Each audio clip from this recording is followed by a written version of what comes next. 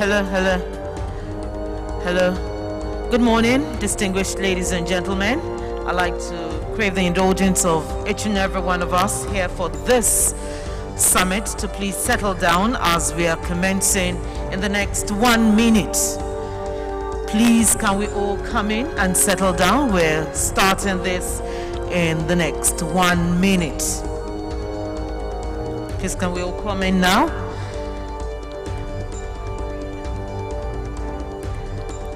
The technical team, I crave your indulgence. Please let us tidy up our ends and let's commence in the next 1 minute.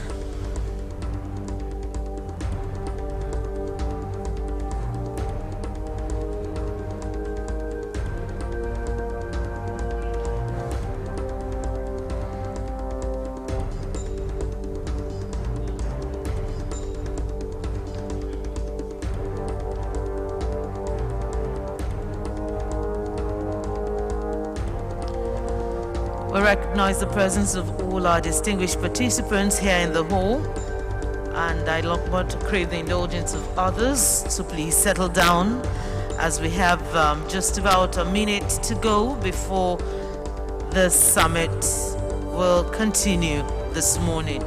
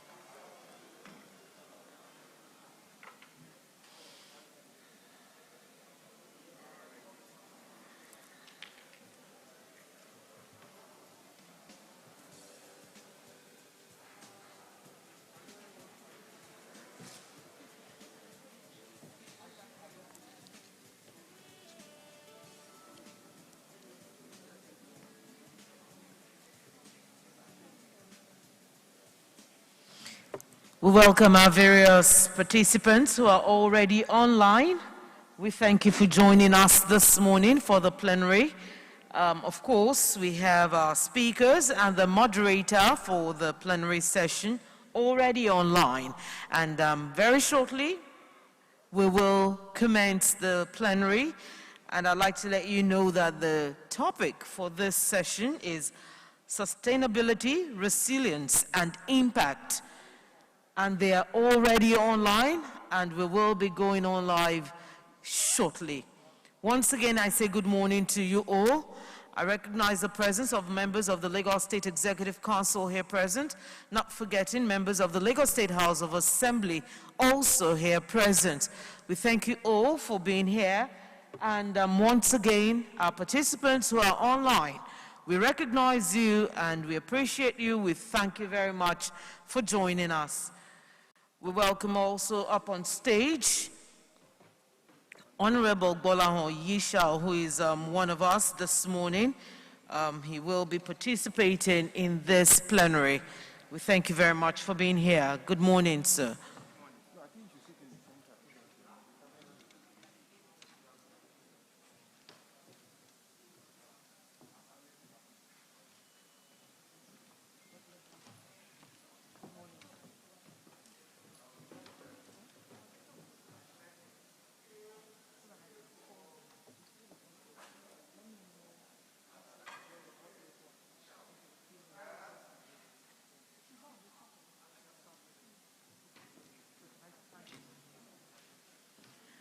At this point in time, I'd like to welcome our speakers for this plenary.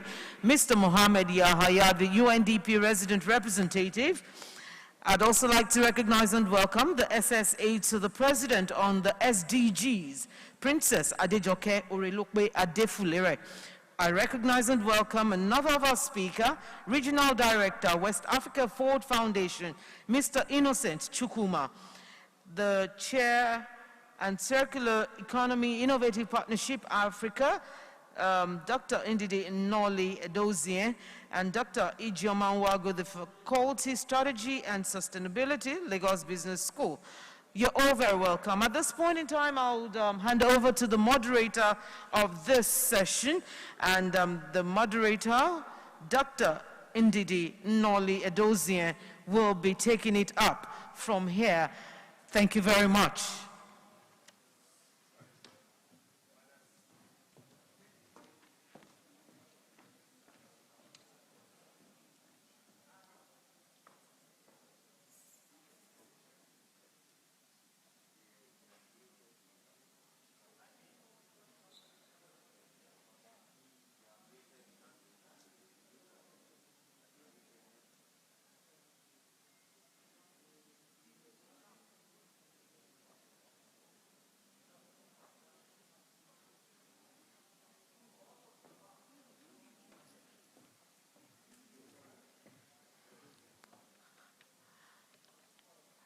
The moderator will be taking it up from this point, and one of our speakers is already here in the hall as well, Honorable Gbolahan Yishao. He will be joining the panelists, and we'll take it up from here. Over now to Dr. Ndidi Noli Edozien.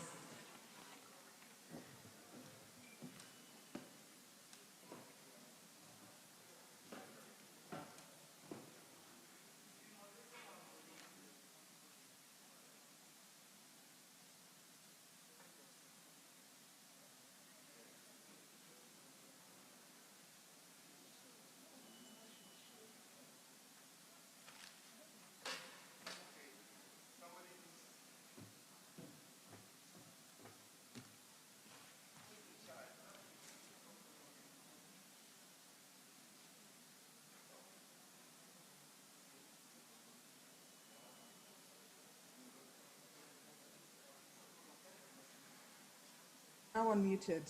Good morning. Thank you very much, Honorable Yishao. Yes, we are. Good morning. Good morning, everyone, and welcome to the panel this morning.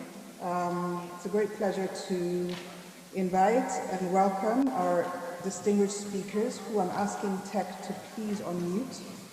Apologies for the late start. We had a few issues with unmuting, so if we can just all unmute.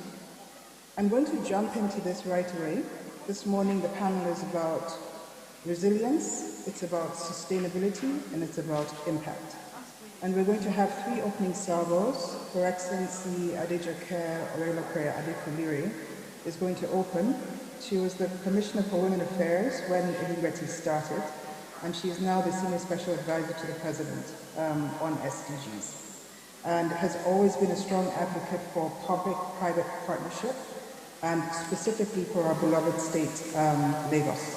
And I'm going to invite you, Your Excellency, to please begin with a 3-minute intro onto the theme sustainability, resilience, and impact.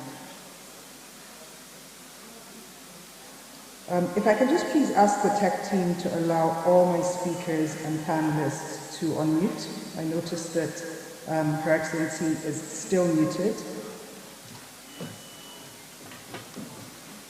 While we're doing that, I'm going to introduce all my other speakers. After her, we're going to listen to Ebenezer Onyego.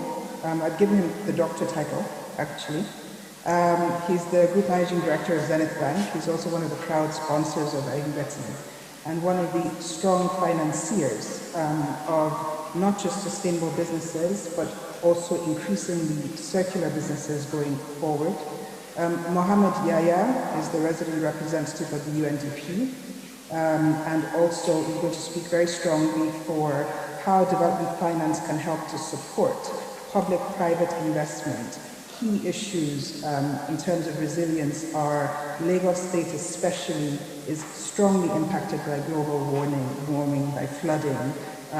The fact that we have so much waste we need to get rid of has huge impacts on health, on pollution, and obviously also the huge question of youth restiveness and the big challenge of youth employment and the new opportunities that looking at resilience and sustainability offers in terms of creating new jobs.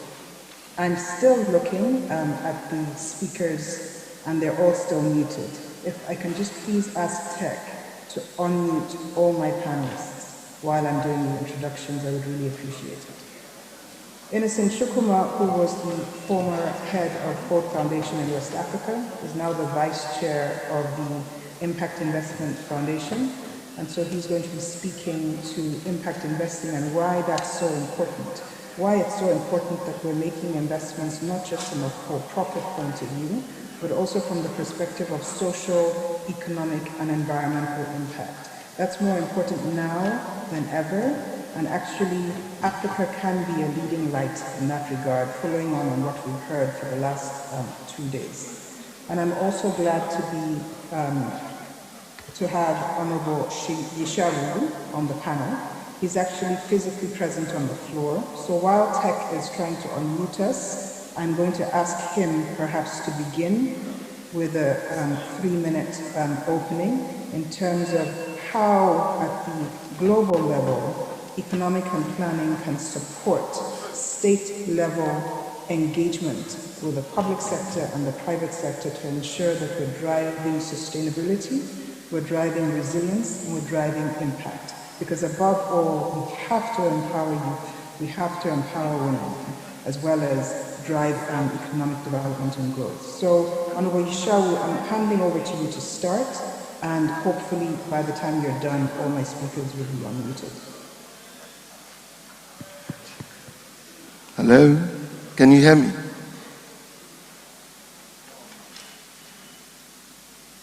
You can hear me, but I didn't hear you clearly.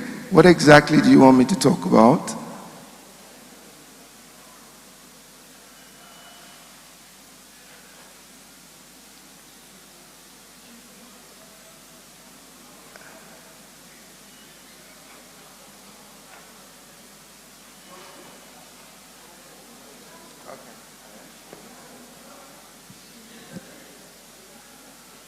Honorable Yisharu.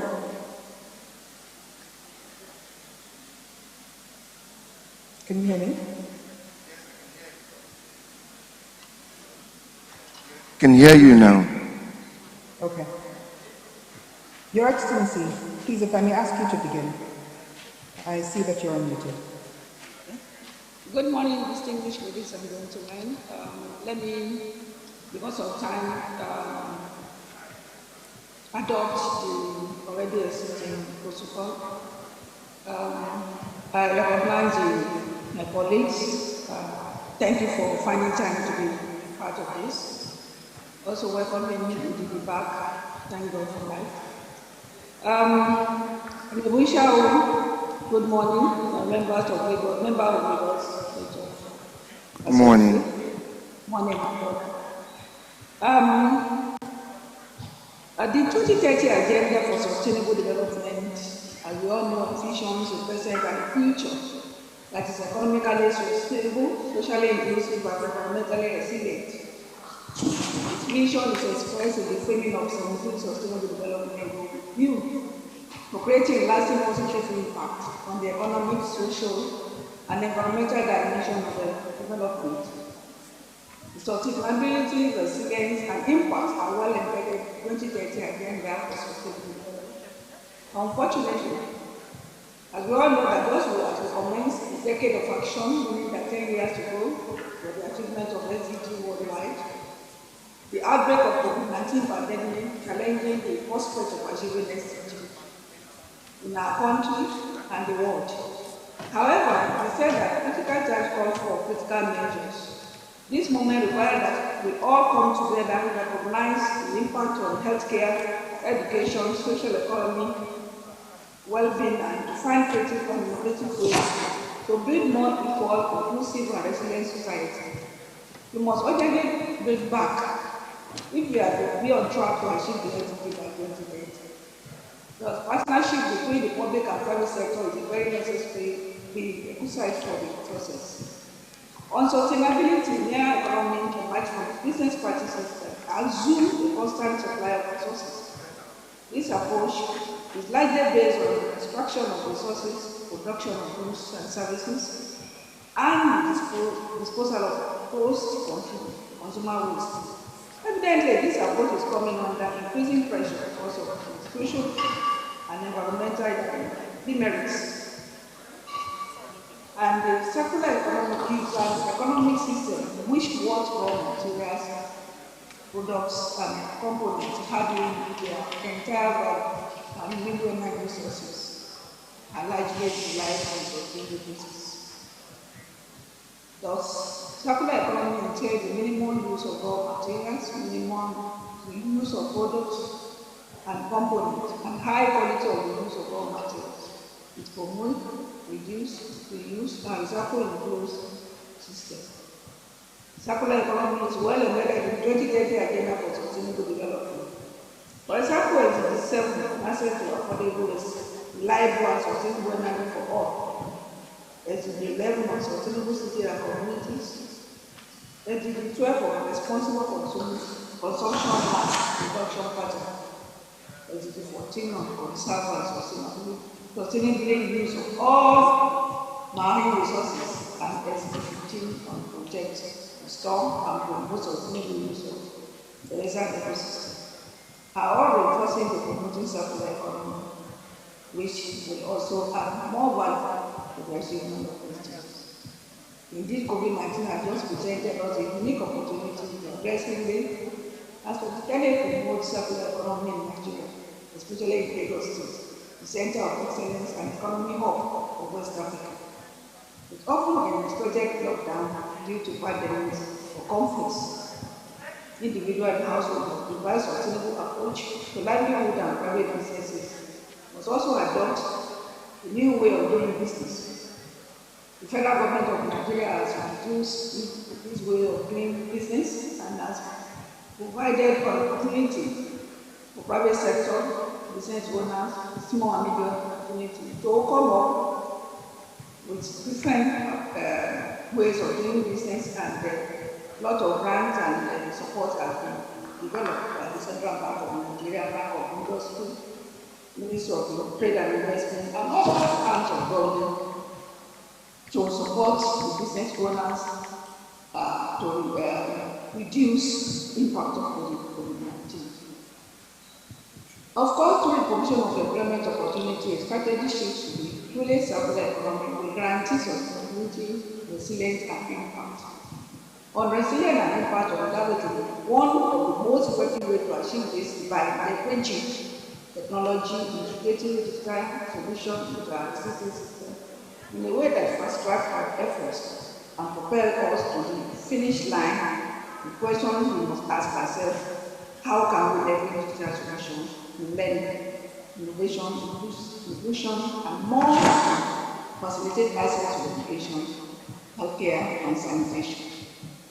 How do these support agricultural value chain development and reduce unemployment in our state, the most populous state, not only in Nigeria but in Africa? Who has capacity and resources to help? These are the questions we must ask ourselves and seek to answer. Regrettably, it has to take COVID-19 outbreak to force some necessary change. And now we have to responsibly act quick, act strong, and act precise to attain the transformational page we have aspired to achieve. Apparently, to make progress on this, we must strengthen existing partnership between public and private sector and other critical stakeholders, enhancing the sustainable development, both at the national and sub-national level, and mobilizing capital for specific projects and programs. It's equally about ensuring the organized private sector becoming adapted to financing sustainable development, by altering the way in which private finance operates so that its own processes are both sustainable and support sustainability. As the Nigeria ICT support report that was launched in the United Nations General Assembly, noted funding remains a critical challenge to overcome. As such, there is need to work fast in scaling up effort to expand the physical space for LCD implementation in Nigeria in this decade of action. There is need to look into ways of mobilizing additional resources and maximizing waste in the application of scarce public resources. There is a need also to draw on non-traditional sources of finance, such as private-public partnership, impact investment, and strategic bonds as appropriate. Lagos State should not only look inward in mobilizing the materials, but has to potentially tap from innovative financing mechanisms for sustainable development. I sincerely hope that this year, the Summit 2021, will strengthen our commitment to the 2030 agenda for sustainable development that need no Nigeria behind. Thank you for listening. God bless Lagos State. God bless the Federal Republic of Nigeria. And God bless all of us for contributing to the development of our dear state and our country. Thank you. Your Excellency, I'm joined by the minister to give a resounding round of applause. I couldn't think of a better way of starting. Starting with the challenges, obviously speaking also to COVID-19, we're all struggling with. Thank God also for your life, you just recovered. Youth residents is a big issue, but also coming up with solutions. You mentioned circular economy, and you specifically talked about funding remains a critical challenge that we need to overcome. We need to scale up efforts, we need to mobilize additional resources, we need to use non-traditional sources of finance. We need to look inwards and tap from innovative financing models. And with this, I hand over to Ebenezer, Group Managing Director of Resilence and also sponsor of the University to follow through and pick up on some of these challenges regarding financing. Over to you, Ebenezer. Okay, thank you very much indeed. And thank you, Your Excellency, for that very, very concise and detailed presentation. In fact, you made the job so easy for us. I think what I will do is to ride on your presentation. First, to codify the concept of sustainability. We see sustainability from our perspective with respect to how effectively and efficiently we make use of the natural environment. And this will cover conversations around the environment, human resources, the climate, and the society.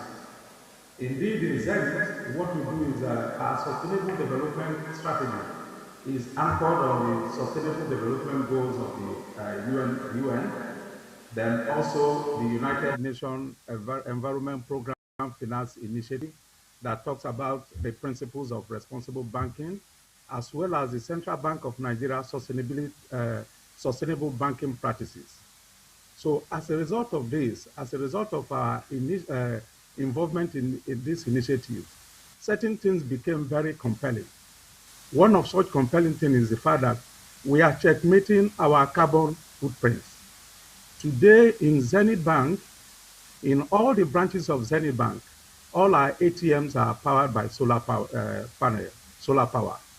Then presently we are building a power plant that is over 5 megawatts. The essence of building this 5 mega power plant just at the head office is to be able to provide power. This power plant will run 70% gas and 30% diesel. The whole essence is for us to be able to provide power to all the locations we have within the vicinity of the head office, thereby reducing our carbon footprints. About 5 years ago, we spent about 3 billion naira to build a multi-story 6-level car park. It is not commercial, it is just for our staff to park their vehicles, ensure that we don't constitute nuisance to our immediate environment. Then in terms of lending, because we subscribe to the UN goals of sustainability, we screen all our lending activities. As a result, you will not see Zenith support any business that is involved in human trafficking, child labor, exploitation of natural resources. Indeed, we have a checklist. If we are going to fund you, we are going to invest in your business, we create a checklist beyond the environmental impact assessment that you must comply with. So by extension, by complying with the initiative of the UN SDG, we're equally dragging the private sectors along. So I would say that the private sectors are already involved in terms of appreciating and imbibing the principles of sustainability. Then the other point, when you speak about resilience, the way we see resilience essentially is about you being able to cope with the capacity to cope with disruption. The resilience to us speaks to your your adversity quotient. What capacity do you have to be able to contend with disruption, with challenges? And we see the global economy tested by COVID in terms of resilience. So in the banking system, we have also seen by reason of the sustainability goal, there is a transition into how we implement our agenda for resilience. So that is why if you look at banking in Nigeria today, practically every bank in this country has a business continuity plan. Indeed, when we faced the lockdown, it was so easy for every one of us to activate our business continuity plan and be able to do remote operation without any disruption to the flow of business. So essentially, we expect that when we talk about resilience in this space, we'll be looking at the capacity of the private sector, especially a frontline state like Lagos, being able to create some form of circuit breakers, being able to articulate means of creating buffers to deal with issues that can enable us contend with emerging challenges that can come up in a business environment. We expect that Lagos State, by organizing this summit and also creating opportunity for us to discussing it is one point. The next thing is implementation, and Zenith Bank is prepared to partner with state and private sector in order for us to create an enabling environment that will ensure that we build a sustainable and very resilient economy. Thank you very much, Ebenezer. What we're going to do is we're going to come back to you on the question of financing change is what you've spoken to. We're going to come back to you on the question of changing finance so that we're also seeing more young, innovative businesses or more disruptive tech innovation that impacts positively sustainability, resilience, and impact, so that the bottom line of profit, planet, and people, specifically in our case, restive youth, is also addressed. But before then, I'm going to ask Mohammed Yaya to speak to, how does development finance actually help the financial sector mitigate some of these risks that stop them from investing in these very important avenues, like Her Excellency has spoken to, including circular economy, of course, but beyond that, infrastructure and what Lagos State needs to build to support its over 22 million population. Thank you very much, and thank you again for inviting me to this important discussions. I just wanted to start where our princess left in terms of SDGs. and why the SDGs are important in framing the discussion of sustainability and resilience and impact. The Agenda 2030 is central to any of the discussions, and for Lagos specifically. When we look at the progress on the framework of SDGs, it's critical to assess that how well Lagos has performed in terms of obtaining the SDGs. And I don't want to belabor this because this was covered. But essentially, when we talk about SDGs for Lagos, what we're saying is we don't want anybody in Lagos left behind. That is the essential message of SDGs, and you've heard it from our own very princess in that. But I wanted to first start on SDG indicators and apply it to Lagos. Lagos has done much better compared to other states, but it remains far in achieving the SDGs by 2030, and we have to be honest about that. For example, Lagos has the lowest poverty rate and the highest access to sanitation in the country. However, issues of urban poverty remain a big issue, with 65% of Lagosians classified as urban poor. That's a huge number. And many of them living in slums and settlements, with millions more men and women remaining greater risk of falling behind. But specifically, if you look at the impact of COVID, we expect even more people to be pushed into the poverty side.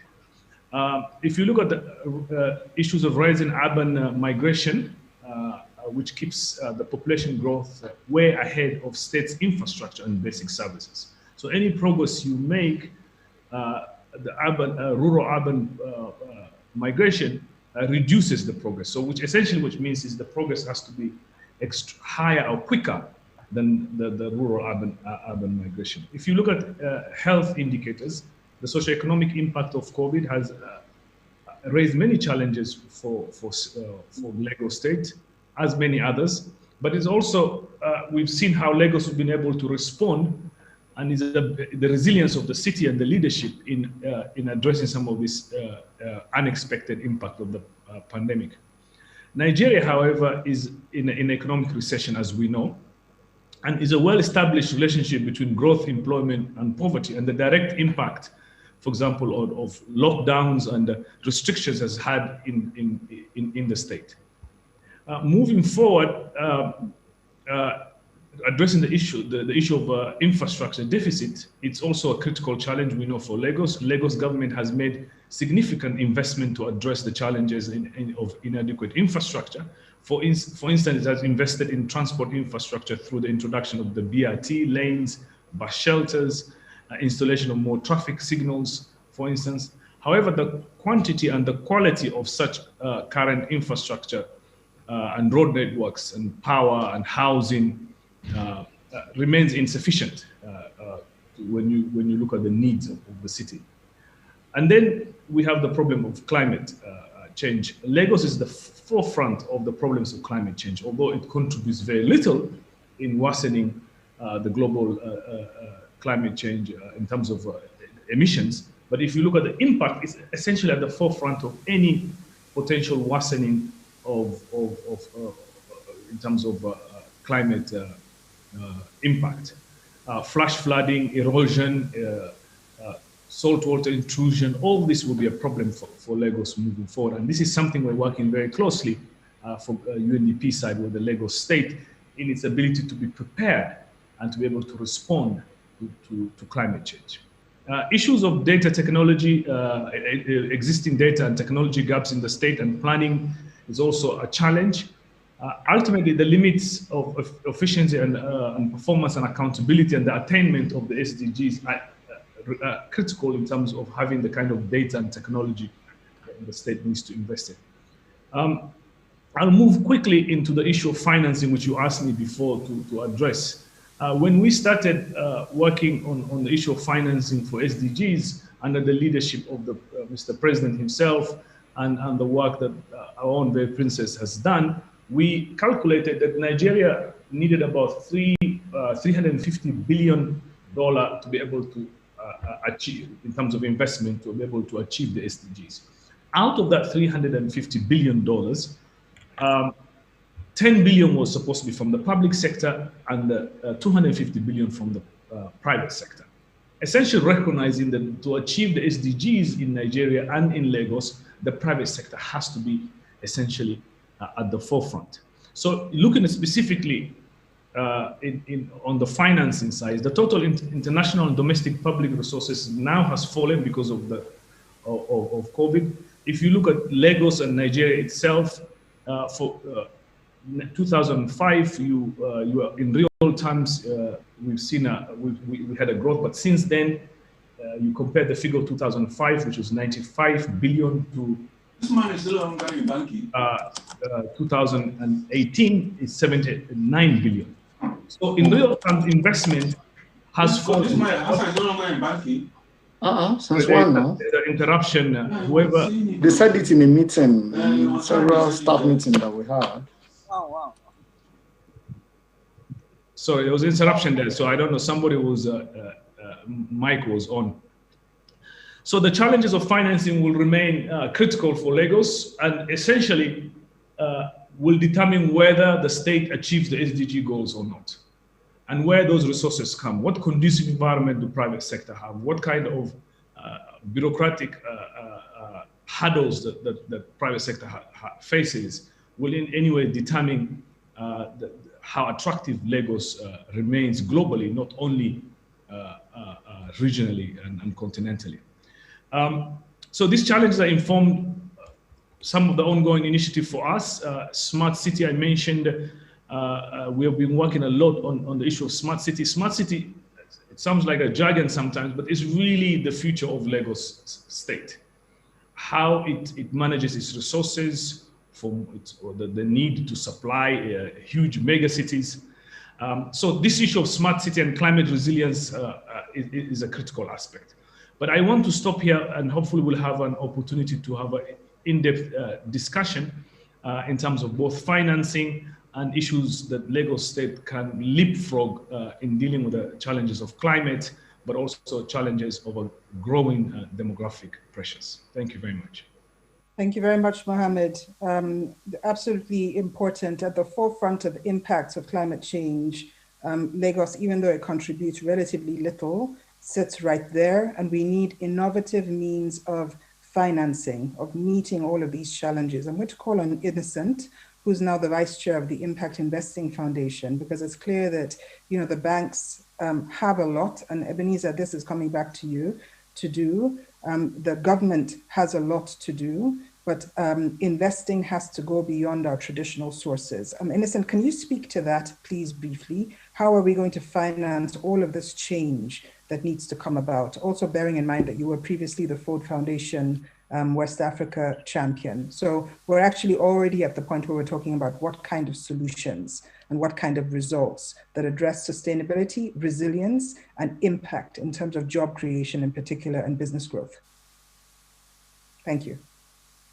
Thank you, Ndidi, for having me. The previous speakers have essentially led the foundation, which is that we are sitting under a serious existential crisis that requires partnership across board to deal with.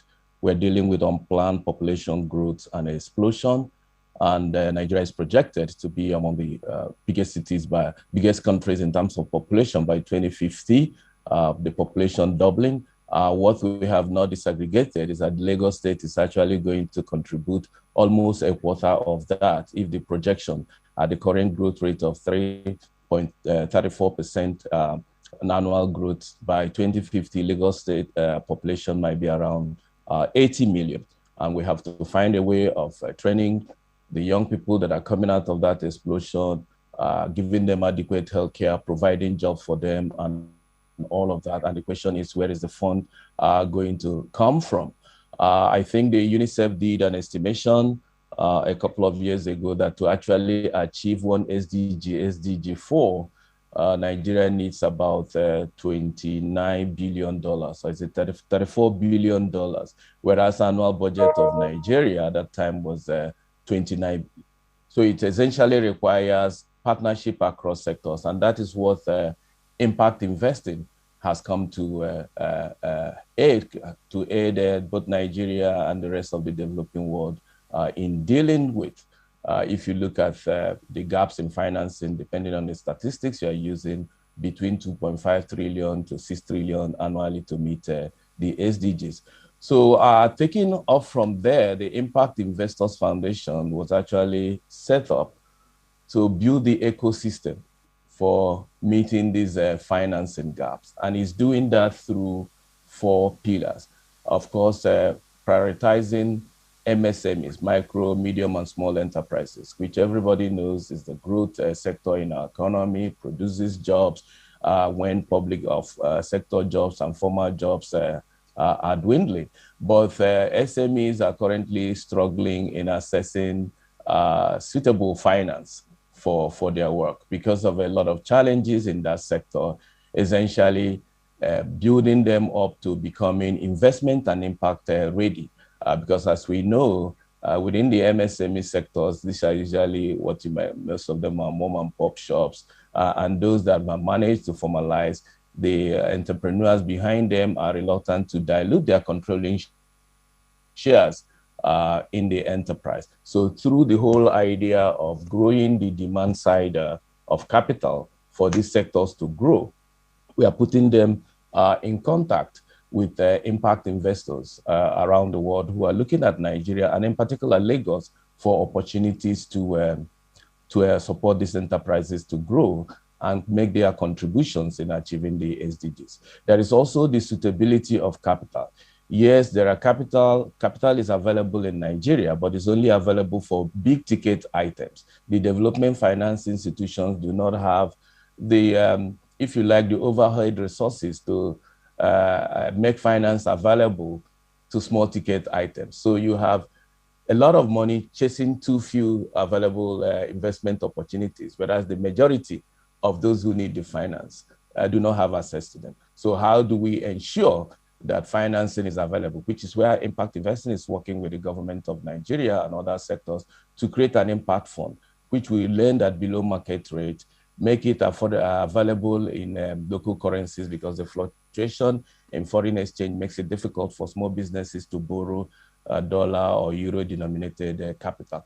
We also have the role policy can play. We cannot overemphasize policy. Government needs to come in, not just as regulator. We have seen a rush of rogue regulation in recent time, but actually as a market builder, a market steward that will stimulate actors, provide the guarantees through blended finance and other instruments to, if you like, crowd in foreign capital. And we also need to grow the intermediation. A lot of intermediary services are required for small businesses to meet the requirement that investors coming from the outside bring in. So all this presents opportunities for actors to tap in. But the question is, in Lagos State, how are we positioning Lagos State to tap into that? Lagos State has done a lot, we cannot shy away from that, in partnering with the private sector. But under impact investing, the third leg is the social sector, the communities. How are we bringing them on board? Not in the typical language of buy in and key in, but to be in. When they are there on the table, involved in the planning, it makes it easier for them to support whatever process government. We have seen in recent years what Lagos has gone through in terms of inability to involve ordinary people in the slum communities in planning the rebuilding of their communities. If there's anything we take away from this sector, from this summit, is how do we plug in the social sector in such a way that affected communities? Because at the end of the day, sustainability, resilience, impact is for those who are vulnerable, who can't fend for themselves. And if they are not on the table to speak their own voices, speak truth to power, it's difficult to have sustainable solutions to this essential crisis that we are all talking about. Thanks. Thank you so much, Innocent. Thank you very much. I'm so privileged to have such a rich panel. I'm going to shift this over to Honorable Yeshau, who's going to build on everything we've talked about so far. And I'm going to ask him specifically to talk about how will economic planning and budgeting change so that we're actually looking at the triple bottom line and we're incentivizing business to invest not just for profit, but also for social, economic, and environmental impacts, so that indeed, like the SDGs call on us we do not leave anyone behind. So that we're really, a rising tide lifts all boats. We're really propelling this nation forward and able to attract really for Nigerians to invest in Nigeria, Lagosians to invest in Lagos, and together to move this country into becoming a more resilient and sustainable and impactful force for good, as an example to the continent. Honorable Yushawu, I think you're the only one that's on the floor. And so please, the microphone is over to you. Thank you very much. Good afternoon. Good afternoon. Mr. Deputy Governor is here. I don't know if you noticed from over there. On behalf of Mr. Speaker, Right Honorable Mudashiba Obasa, I say thank you for giving me the opportunity to be here. Economic planning and budget does not need to change now. It is something that is already in process under this administration, particularly under the Commissioner for Economic Planning and Budget. And the key thing that economic planning has put on the table is transparency. Transparency in ensuring that the numbers are available, transparency in ensuring that whatever is in the budget is what is done with the money. Also ensuring that they meet world standard goals in making sure our budget is ready on time. This is something we've been able to do in the past 3 years. Well, let me say 2 years, this year and last year, 2 years. And this would encourage investors to come to Lagos to partner with government. For a sustainable, resilience, and impactful governance, you need the public to believe in government. And what is key to the public believing in government is for the people to know that funds given to government, taxes, partnership funds, is well spent. So that is what economic planning is doing. But let me just move along to some other things that the state is trying to do, achieve as well. We're looking at the circular economy. Circular economy, which means that we are in a perpetual loop. We ensure that what we use, we reduce what we use, we reuse what we have, we recycle and we recover. Take something like our Loma, for instance. We're starting to establish recycling centers so that our waste becomes wealth at the same time. That way, in that perpetual loop, there is sustainability. Sustainability is key, and is also very important to resilience, because if you're self-sufficient in that kind of a loop, when the shock comes in, the stress of a system, which will determine how you adapt to, which you're adapting will determine how you survive it, which is your resilience in this case. It will be easy to achieve because you're self-reliant, you're in that loop yourself, and government is now pushing its operation into such loops so that it will become more sustainable in the future. The impact, of course, impact is another level of outcome, but it's more of how it actually influences or affects the individual within the society. Everything government is doing now is with respect to outcome. We need 1,000 last mile men, we put them on the road, but that's just output. How have you reduced the travel time of the people on the roads? We do roads. We don't just do roads for the sake of doing roads. We do roads that will reduce traffic time on the roads. Roads that would last. Roads that would bring economic value to the system. Of course, economic value does not touch people directly in their various homes like that, but it's in the business economy of the state that will impact on those individuals. And that is the direction government is going, this government, this particular administration. Also, I would like to now dovetail that into how it will eventually translate to prosperity, if I may use that word. The government does not have all the money. So government needs public-private partnership. But by being transparent, by being purposeful, government is encouraging the private sector to bring the funds to partner Lagos. We're looking at the Fourth Mainland Bridge, you need to partner Lagos. I heard Zenith Bank talking about their power plant. Fine, that's good. Even by building your own power plant, going off-grid, you've released additional power to the community around you. That is important. We need the private sector to come in to participate in this. And the government at its own end is ensuring that it is transparent, it's giving governance, it's giving direction, it's giving projects and policies that would encourage the private sector to participate with us. So for me, I think at our side as government, we've revamped ourselves, we've rejigged our activities to encourage private sector to partner with us. But I'm encouraging the private sector also. We need them to talk to our PPP office so that they will know projects they can pick up to ensure that the economic value they intend to bring to the state is done appropriately. Thank you very much. Thank you very much, Honorable Yeshawu. For now, we're going to go into a round of, we have exactly 25 minutes left. I'm going to ask a tougher question, which is, how do we go beyond rhetoric? Because we are all here, and the fact is, for example, for one, I know that all of us in our hearts, we represent those who we don't want to leave behind, but we don't have we don't have a very young person on this panel. I'd like to believe I'm young, but I'm not that young. And that's one of our biggest issues. We saw NSARS last year. Also, our educational system is in shambles. That's a key part. One of the things we talked about yesterday, and what you just talked about, Honorable Yeshawu, is you talked about the economic value. I want to ask, and I'll start with Ebenezer here, how do we move from value creation to actually creating value beyond the private sector, beyond financial profits, to actually social, economic, and environmental value? And ask yourself a tough question. How does the banking sector support with Lagos State, creating that for the young people, for the entrepreneurial women, for the outskirts and the periphery, for the most vulnerable, and ensure that investment happens? What do we need to do? And you have to try and be very brief. Ebenezer, over to you first, and then I'm going to go to Your Excellency. I think we need to unmute. Yeah, thank you very much. That's a very good question. First and foremost, we need to understand the fact that if we are talking about impact investment, and just like Yaya said, that nobody left behind, we need to focus our attention on one, production, availability, and affordability of public goods and services. Public goods and services that will serve the basic needs of the individual, of the society. So here, I think we need to be more audacious. We need to be bold and courageous to move into this space. And I will say that the banking industry is even doing quite a lot.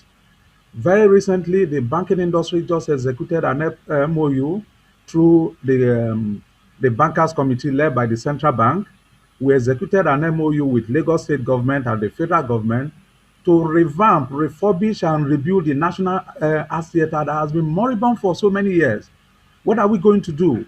We are going to build 4 verticals that will serve the creative sector. The verticals of cinema, verticals of fashion designing, verticals of ICT. So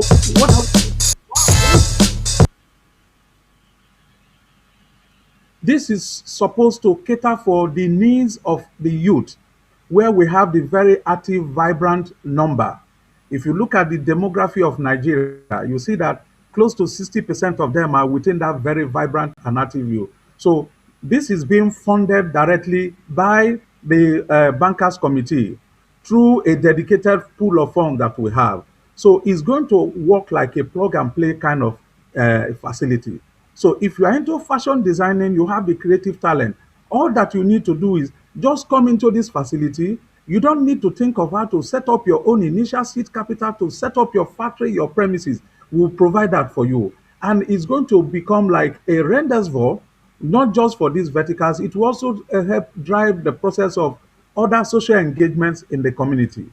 Two, if you look at Lagos, for instance, if you look at the population of Lagos, we require power generation of up to 5,000 megawatts.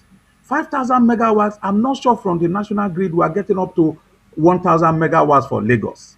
Therefore, we need to pay attention to the fact that the process of using our waste can be made valuable. We can begin to think of off-grid power generation from the waste management processes, the biogas. Then we look at Lagos. Lagos, we have water bodies all over Lagos. What are we doing with the water bodies? These are water bodies we can clean up and do aquaculture and engage and promote employment generation and also produce food. So you can go on and on. When you talk about funding, you put the banks in the middle. But here, I would say that there are funding available to support even the SMEs. to support the SMEs. The funding initiative we have, driven by the CBN Financial Inclusion Agenda, provides for diversity funding, it provides for SME, it provides for creative sector. So all of us I see it as a journey, it's not a destination, and we need to be audacious in pulling our resources together, both the private sector and the public sector. The thing about Lagos is that I see in Lagos does more action than even what they speak. And Lagos has already taken off. One area where Lagos has also done well in impact investment is the issue of security. Many years ago, Lagos State came up with the idea of security trust fund.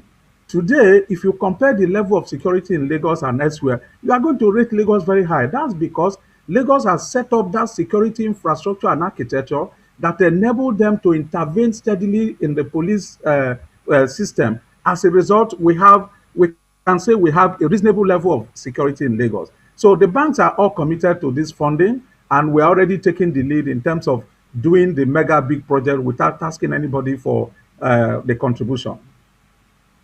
Thank you very much, Ebenezer. So I think what I'm also hearing from you is that you're going to be a brain that's going to help us in terms of this innovation, changing finance going forward in Lagos State. You mentioned a number of areas where there's innovation happening, and you can be sure that Lagos State is coming back to you and also to you leading your colleagues to move this forward.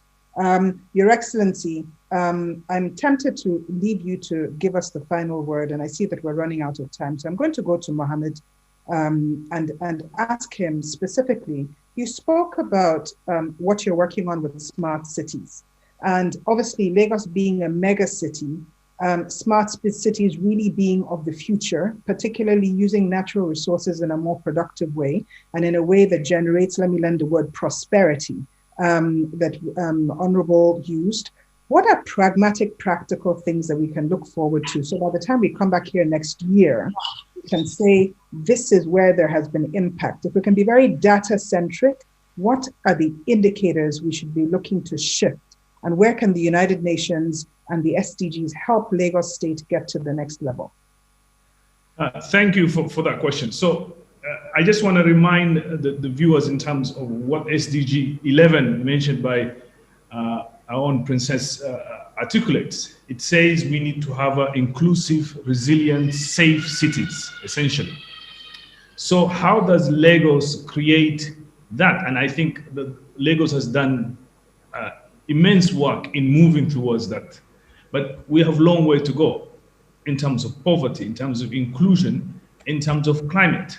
So what Smart City does is, I just want to give you an example. Many cities in Singapore, in Stockholm and others are even going further in creating what they call vertical farming, where they use huge buildings to create vertical farming and use 90% less water to create the similar food for cities. So cities are growing, but cities need to be smart in terms of how it moves its traffic, how it creates jobs, how it becomes overall sustainable, how it moves people out of slums, and how it accommodates increased attraction from the rural area. And I mentioned this before. So that comprehensive approach to the problems of cities will be key for the future of Lagos. Lagos will continue to remain an attractive destination for many Nigerians and for many Africans. That's where opportunity is. If you want to be a singer, if you want to get into acting, if you want to get a job, if you want to be a guard, that's where you have the best opportunity in Nigeria to find a job.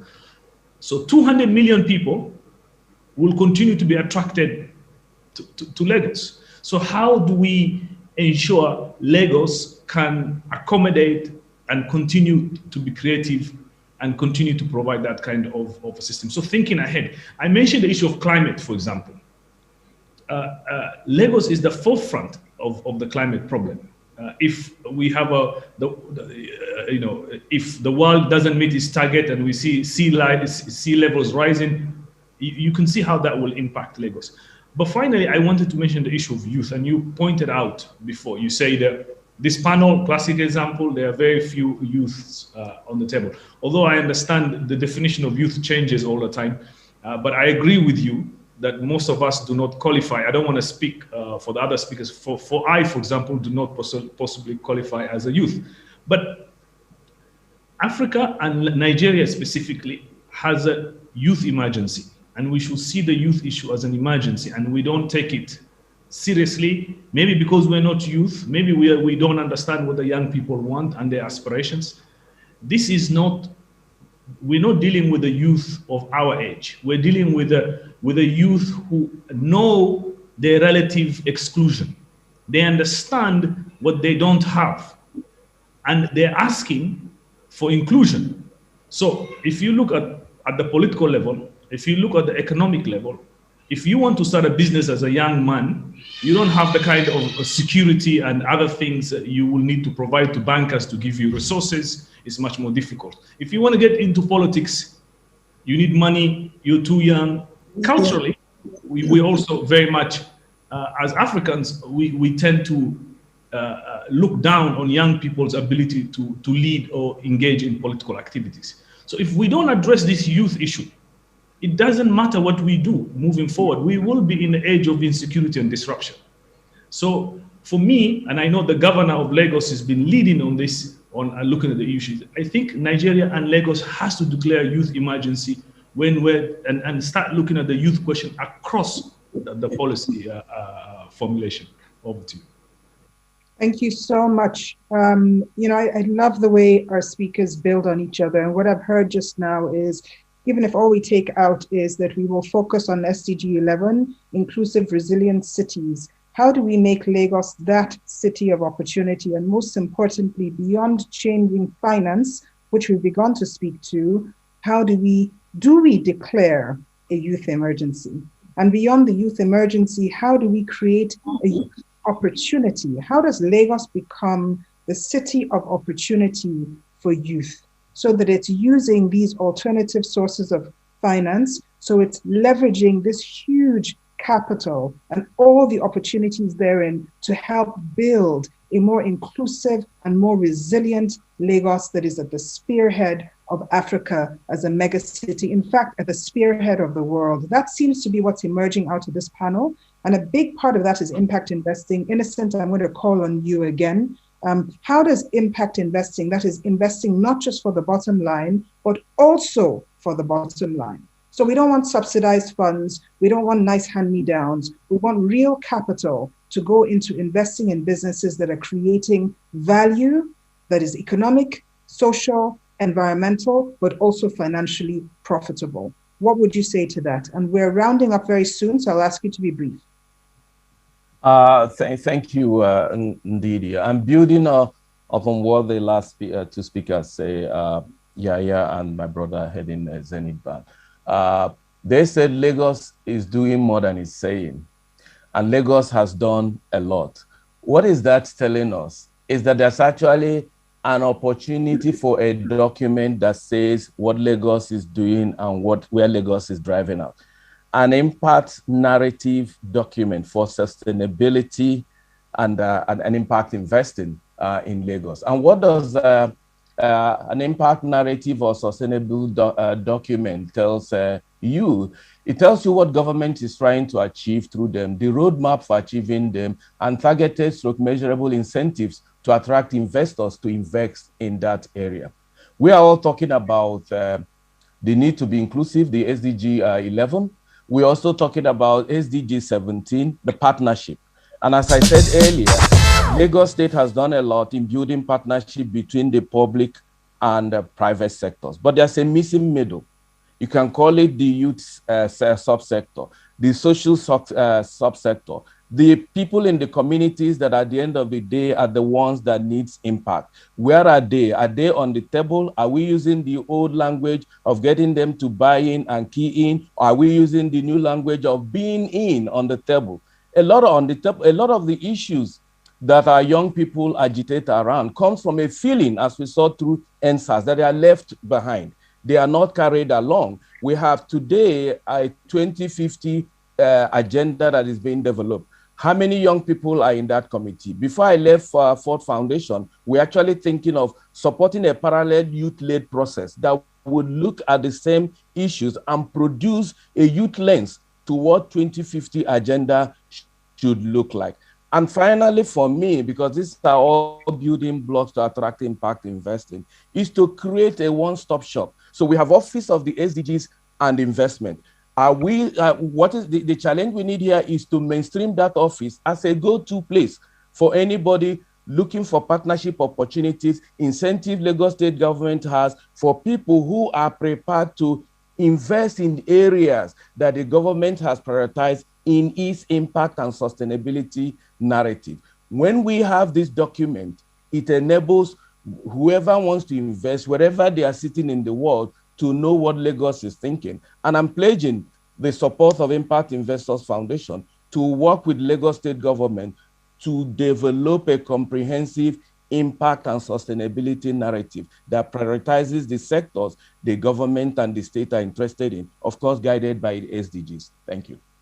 Thank you very much. I'm glad to hear you declare your support, because you can be sure we're calling on everybody in this panel to take thought to action for Lagos State subsequently. We're all Lagosians, and we all have a stake in this beautiful city, which is one of the world mega cities. I'm going to call on Honorable Ishawu, who is a representative on the floor, and then I'm going to close with Her Excellency. And if we still have time, do one last round for everybody to say parting comments. Honorable Ishawu, my question to you is going to be exactly how do we move beyond words and beyond policies into action? Because young people are not waiting anymore. I think NSARS was just the beginning of, and it's not just, it's really about stepping up and making a difference, and about inclusion and businesses. We want a Nigeria where Nigerians feel that public policy is being made for them. We're building a resilient country, and specifically Lagos State, that is nurturing business growth. How does public policy work with the private sector to ensure that our SDG goal number 11, namely building inclusive, resilient cities, comes to bear? Thank you very much. Fortunately, one of the definitions of sustainability is meeting our needs of today without compromising the needs of the next generation, such that they would also be able to meet their needs. And since we are talking about sustainability, what Lagos State is doing beyond rhetorics is that there are 4 key areas I'll quickly talk about. We look at the area of security. Security, everybody knows all over the world, even locally, that Lagos State is on top of security locally. We are partnering the federal government with respect to police. We have our neighborhood safety corps that we have introduced. We are doubling their capacity this year to ensure that security that we're enjoying in Lagos is sustained. Another thing we'll look at is the ICT. Everybody's talking about information communication technology being the next gold of the world. Now, Lagos State is partnering the private sector to run a fiber ring around Lagos. This is already gone. It's a PPP arrangement. The ducts have been laid already, with extra ducts for growth, where the state is able to provide internet backbone using fiber optics for the entire public. Also, we look at power. What state is doing now, we're doing a pilot project whereby we're trying to see the correlation between having meters and having power.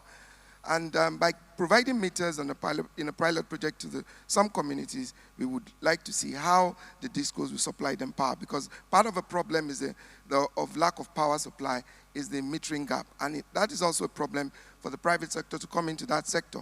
So we're running that pilot project. If it works well, if it gives us the right result, definitely we're going to intervene in a metering of a state. Finally, the 4th one I want to talk about is the rail. Transportation is very key to every developing nation. Even the already developed nation, transportation is key. The state is building rail lines. These are just, we have about 7 lines to build. We are building next year we'll complete the blue line and the red line.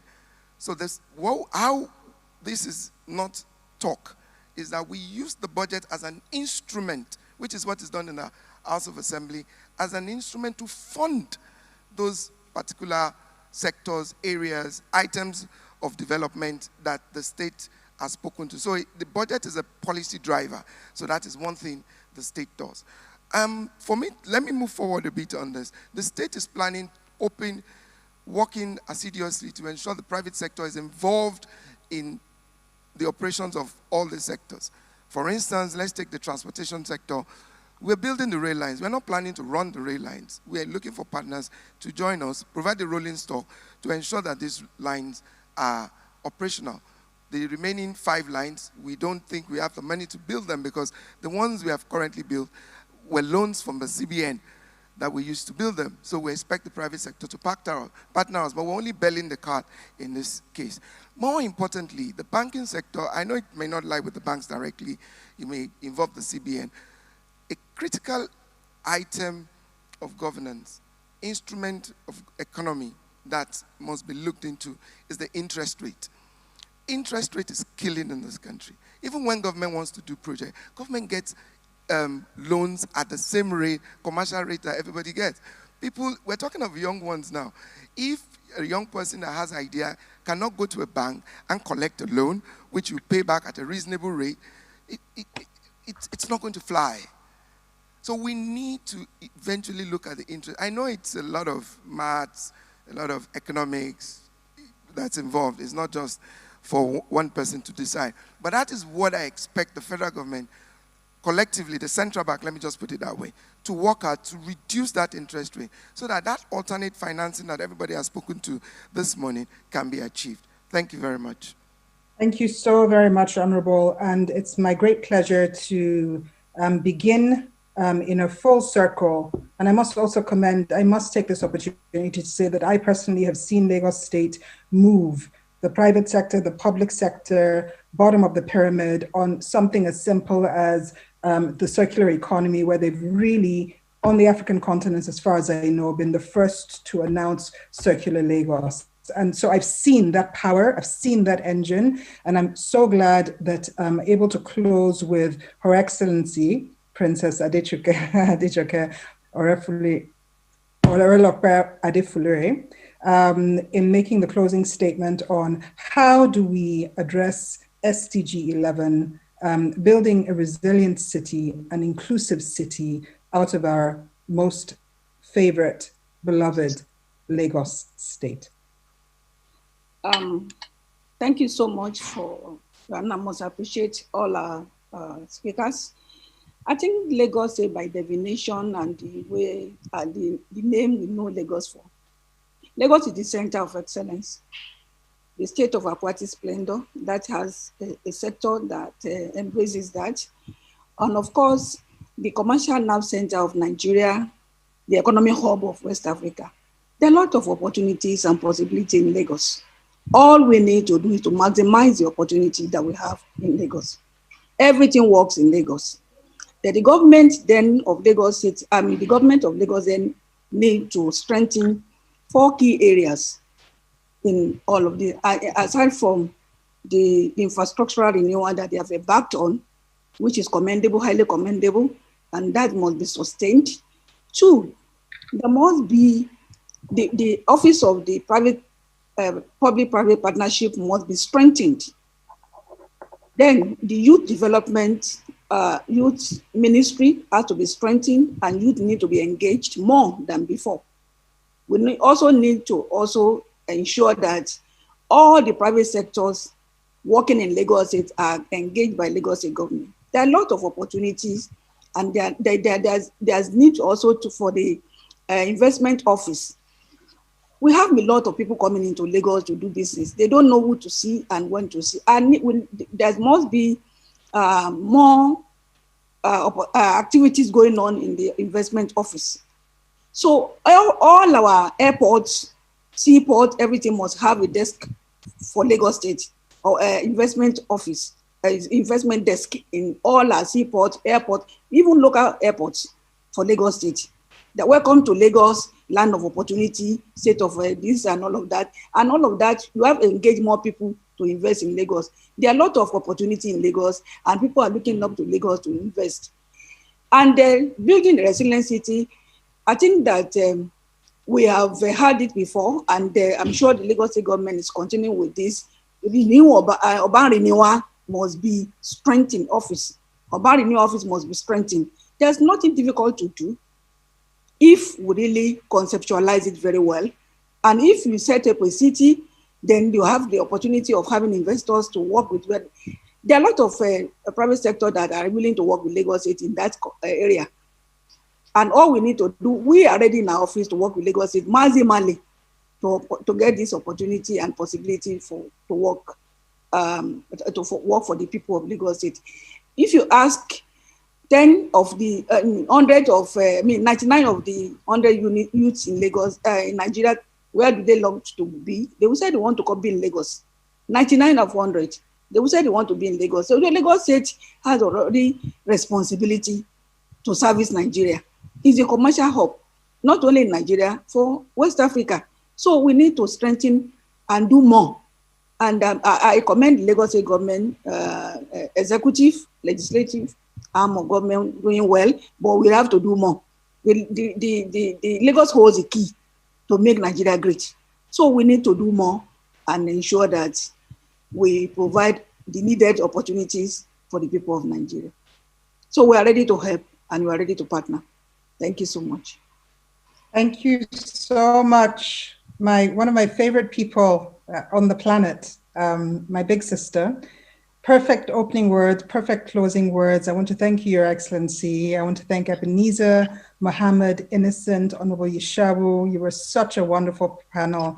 It's been such a pleasure. I want to thank His Excellency, the Governor, and also His Excellency, the Deputy Governor, the SDG Office, Same Gube, the Ministry of Economic Planning and Budgets, the Ministry of Environment and its agencies like LASEPA.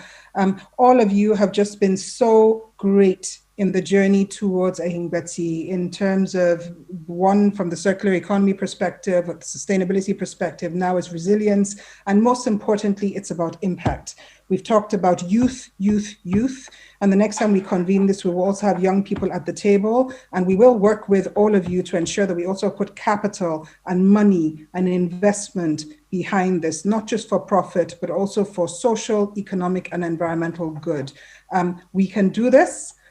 We have concluded this session. We're almost right on time, 2 minutes late. But with this, I hand over. And again, thank you very much for the organizers of this session. Thank you also, Tony, for all your support in making this possible.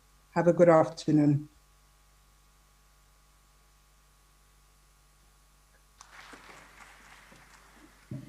Thank you very much, Dr. Ndidi, and indeed all the speakers for this plenary session with the title, Sustainability, Resilience, and Impact. We thank you very much. We thank you, Honorable Yishao, as well. Thank you very much for being here, Ali Baba. Thank you very much. It's time to push the boundaries of these conversations, and we're going to go to the breakout sessions to help us go in detail in discussing the issues of Ehingbeti Lagos Economic Summit 2021. The breakout session will be in this format.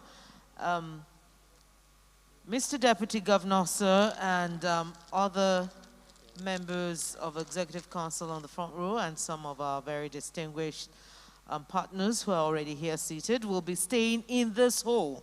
However, other participants will be going to, for those who will be discussing the sustainable measurement and reporting, you'll be required to please go to the Africa room.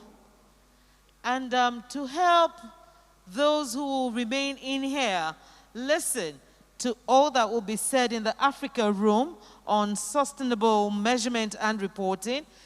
A headset will be given to each and every one of us. And to listen to the Africa room, you would have to punch Cola Green. Others will be moving on to the Antarctica room. I think that is it. Antarctica room, and that's they'll be talking about mainstreaming sustainability in governance and business. For those who will be left behind here and will want to listen to the Antarctica room discussion, you'll have to punch color red from the headset. Finally, we'll also have the Australia room, where we'll have the resilience through partnership and collaboration being discussed. For those remaining in here and you want to listen to that discussion, you please punch color blue on your headsets. Your Excellencies, distinguished ladies and gentlemen, for those of you who need to listen to the conversations in the breakout sessions, please, these are the headsets, and they'll be walking around now. Just indicate by the raise of a hand, and the headset will be brought to you. Whatever colors you want, whatever sessions, breakout sessions you want, you just have to click. There are two green buttons here. One is to turn it on, and the other one is to choose whichever session you want to go listen to. So just click, just turn on the headset with the first blue button. Yeah, turn on the headset with the first green button, and then choose each of the sessions that you want to listen to. Thank you very much. And when your headsets are on, you can switch between any of the sessions that you see on the screens. Thank you very much. You're all welcome. And the headsets have been sanitized, so you're safe. Thank you. Please do observe social distances. Thank you.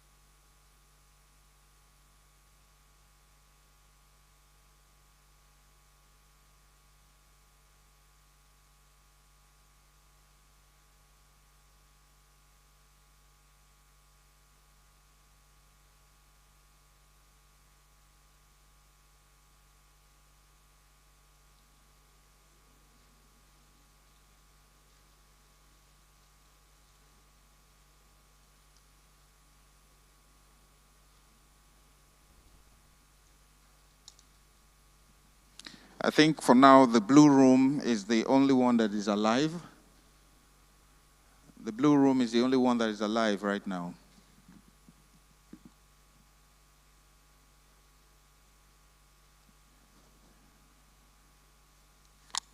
The red room is alive as well.